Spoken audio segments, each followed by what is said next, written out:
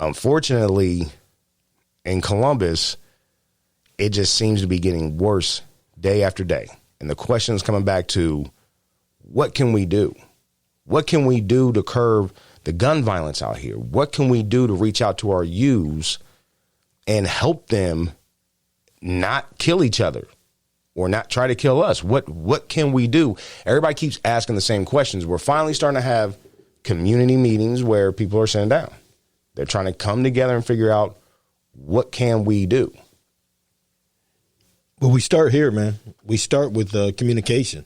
And I think that's my biggest tool that I like to say. I think that could actually work us out of these problems. The community and the family talking. And a lot of people want to say the family's got to get back together and all this. No, that's not what needs to happen. We just got to get better at communicating, because we got to be there. We got to be present. But I think, the communication, we've got to all, first come together as the community. We've got to come together and we've got to talk, and we got to say, hey, what is the main problem? What are the main problems here in the community? And I think that's what, when I look at you and activism, to me, that's what activism means. So, I always admired how you fight for, the people that don't have, voices or, even low voices. Well, let me ask you this, though. Did we cause trouble? Yeah, we sure did. Right. We would have had a better life if our father had been there, no doubt. Right. And we know people close to us who are no longer with us. So it's not like losing homies is new. This is not a new trend. This is something that's been going on, especially with black people, for generations. Before we were here, there was young black men being killed by one another, by the police, so on and so on.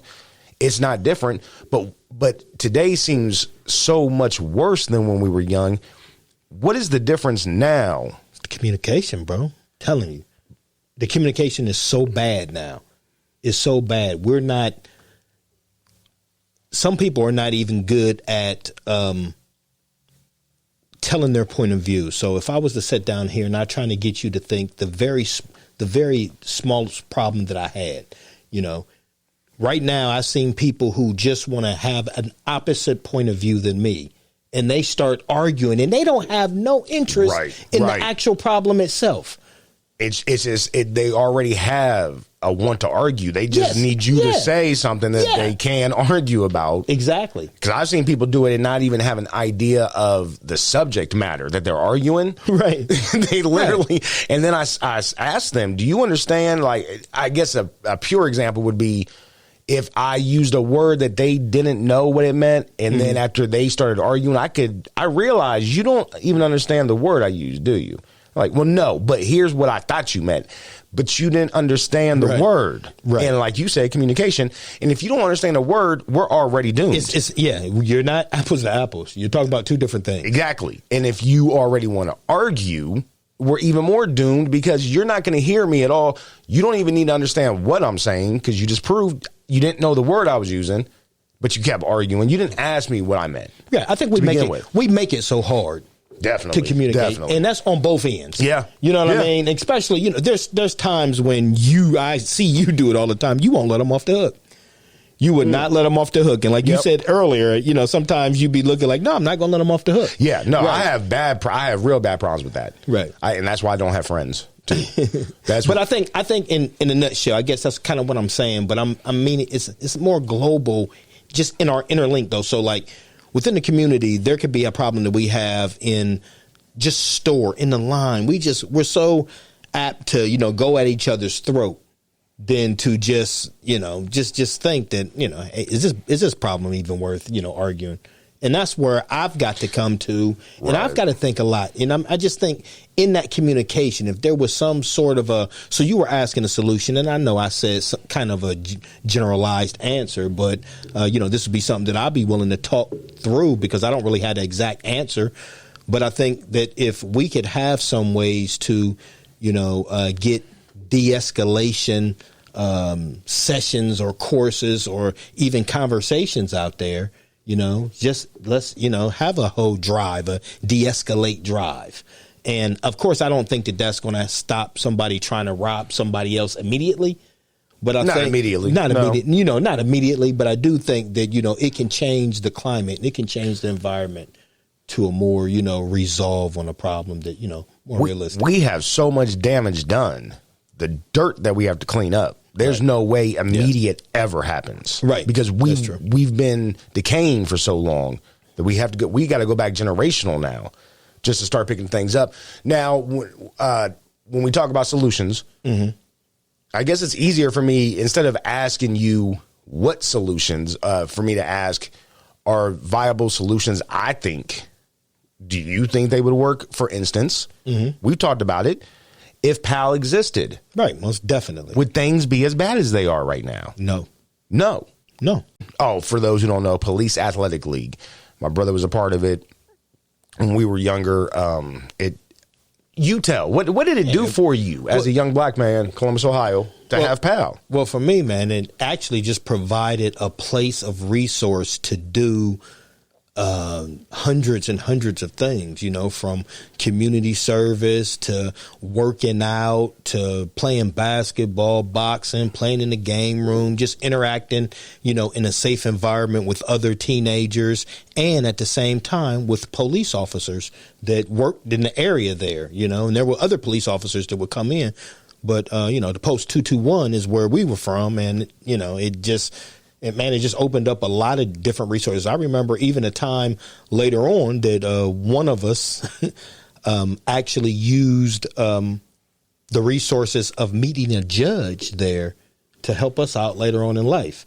So it definitely was a nice bond, or a nice a peek into the life of a police officer, and for a police officer to peek into, just the life of people living in the community.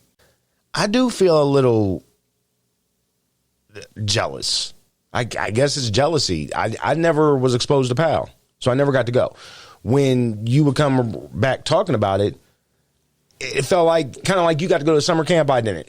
That's kind of what it felt like. Summer camps there, yeah. It was. So I guess not ever seeing it. I ask you about P.A.L from the perspective of other people out here who've never even heard about it.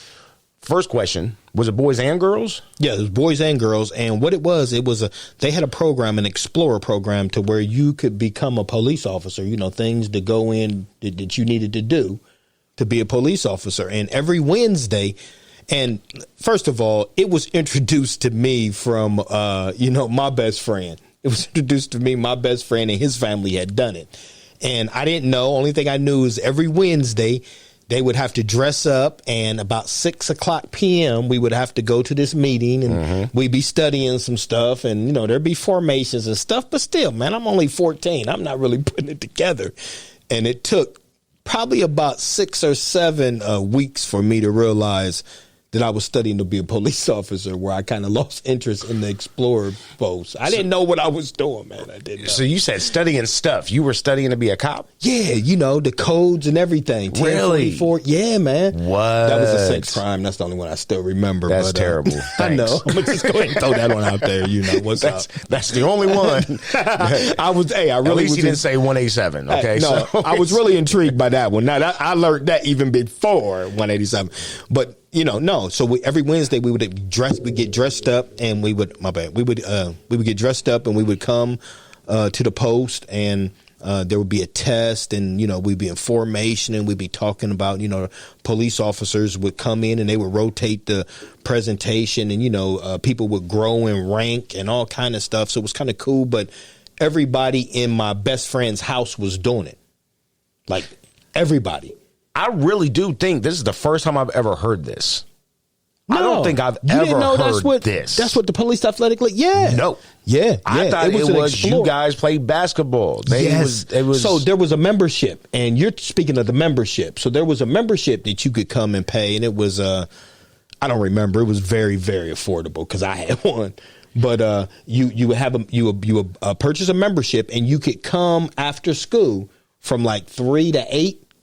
Yeah. And at 3 to 8, you could be playing basketball. They had karate. You could this is the P.A.L I know. Yeah. They had video games downstairs, weight room. They even got a cafeteria that Art built.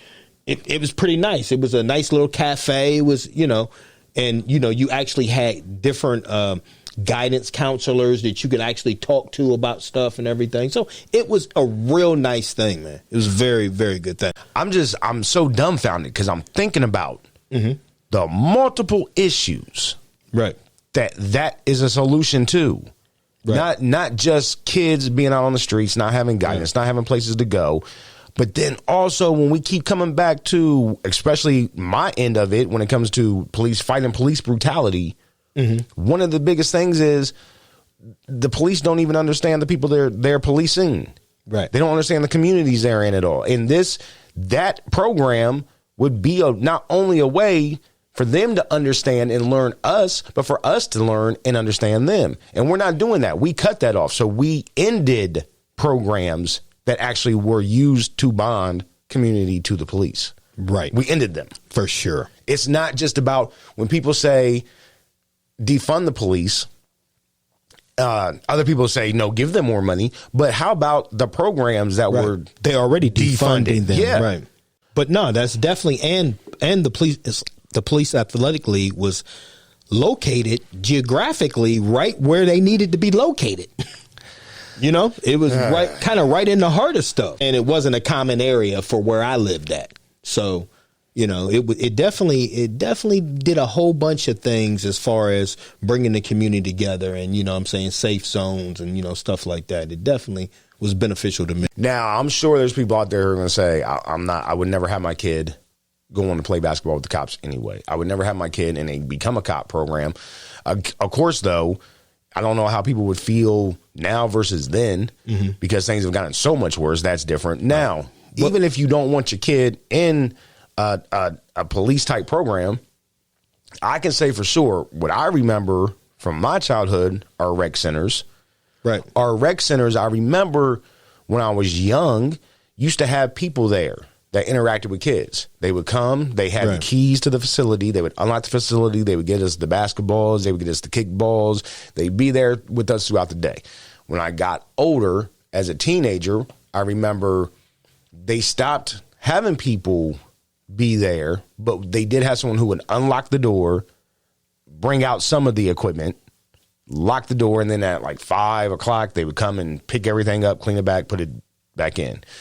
Then a year or two later, they just stop unlocking the doors altogether. Right. It's over. We just start chilling at the rec center because there's nothing else to do. And we don't have no equipment no more. So then we just start smoking cigarettes, sneaking beers, spray paint the wall, marker the wall. And the rec centers end up just becoming the spot. And that's all that happened. So from my childhood with that little bit of interaction, that meant something to me back then. Yeah. Because I didn't have, because we're 6 years apart. So you were doing older kid things. And I didn't have anybody else to chill with. So going to the rec center, it was fun for me. And then when they stopped coming, and it was just, disheartening. And as a kid, you don't even know why. Because you didn't understand that the politics, they went ahead and took the funding from it. Right. And it's funny because the profitability with these companies is making all this money. And we've got to cut from the children's community resources. I mean, it just, to me, it's like, wow. Yeah. So I guess when I think defund the police, I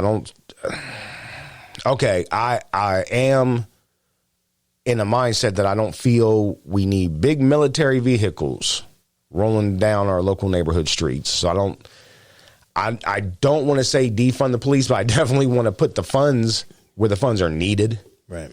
So I think they need funding too, bro. If we're thinking about reform and we're thinking about changing the way that people are trained and change training hours and stuff, that all costs. Well, that's what we talked about. We talked about reform. Well, nowadays they just don't want the police anymore. I'm like, wait a minute. Hold on. I thought we were supposed to reform them before we got rid of them. But we're gonna need to keep them around a little bit, right?